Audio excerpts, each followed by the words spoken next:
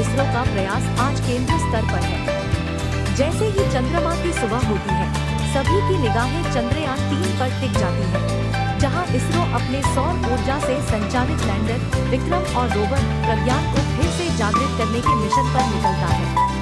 पृथ्वी के एकमात्र प्राकृतिक उपग्रह की ठंडी चंद्र रात की प्रत्याशा में ये दोनों चंद्र खोजकर्ता क्रमशः 4 और 2 सितंबर को सुप्त अवस्था में प्रवेश कर गए। प्रज्ञान और विक्रम के सामने सबसे बड़ी चुनौती चंद्रमा पर हाड़ कंपा देने वाली 200 डिग्री सेल्सियस तापमान के बीच उन्हें फिर से जागृत करना है। यदि ऑनबोर्ड उपकरण इस अत्यधिक ठंड को सहन करते हैं, तो वे वैज्ञानिक प्रयोगों के संचालन के अपने मिशन को फिर से शुरू करके जीवन में वापस आ सकते हैं। यह प्रक्रिया रोवर को भेजे जाने वाले आदेशों से शुरू होती है, जो उसे गति शुरू करने में सक्षम बनाती है। इसके बाद लैंडर मॉड्यूल के लिए भी इसी तरह की प्रक्रिया अपनाई जाती है। विक्रम लैंडर और प्रज्ञान रोवर ने लैंडिंग के बाद चंद्र सतह पर विविध कार्य किए, जिसमें सल्फर की खोज और तापमान रिकॉर्डिंग भी शामिल थी। प्रज्ञान ने सफलतापूर्वक 100 मीटर 330 फीट से अधिक दूरी तय की, जिससे चंद्रमा पर सल्फर, लोहा, ऑक्सीजन और अन्य तत्वों की उपस्थिति की पुष्टि हुई।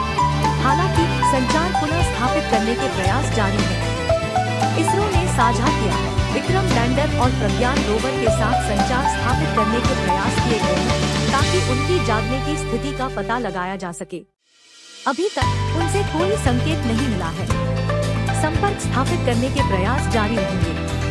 चंद्रयान-3 को निष्क्रिय करने का निर्णय 23 अगस्त से 4 सितंबर के बीच चंद्रमा पर प्रयोग करने के बाद किया गया, ताकि रोवर और लैंडर मॉड्यूल को चंद्रमा के कठोर दक्षिणी ध्रुव वातावरण से सुरक्षित रखा जा सके।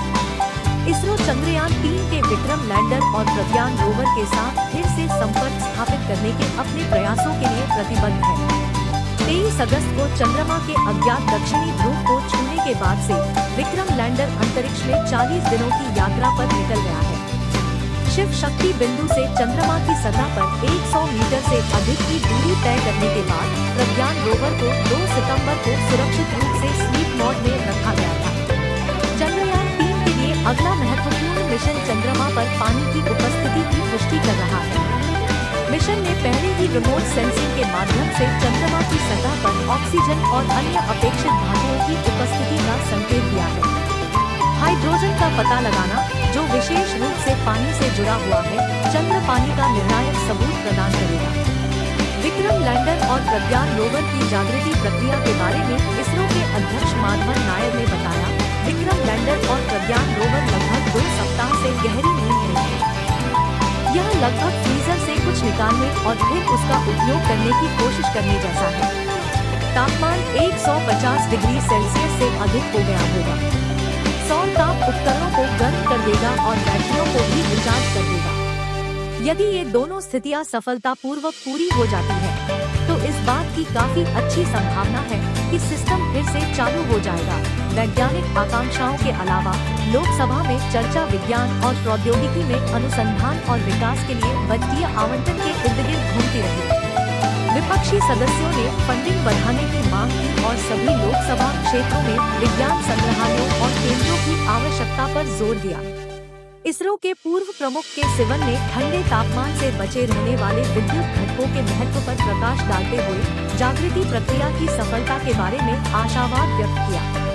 केंद्रीय राज्य मंत्री जितेंद्र सिंह ने चंद्रयान-3 के दूसरे चरण पर अपडेट प्रदान किया, जिसमें कहा गया कि विक्रम लैंडर और प्रज्ञान रोवर जागने के लिए तैयार है, क्योंकि चंद्रमा सूर्य का सामना कर रहा है। सौर बैटरी और पैनल इस प्रक्रिया को सुविधाजनक बना रहे हैं।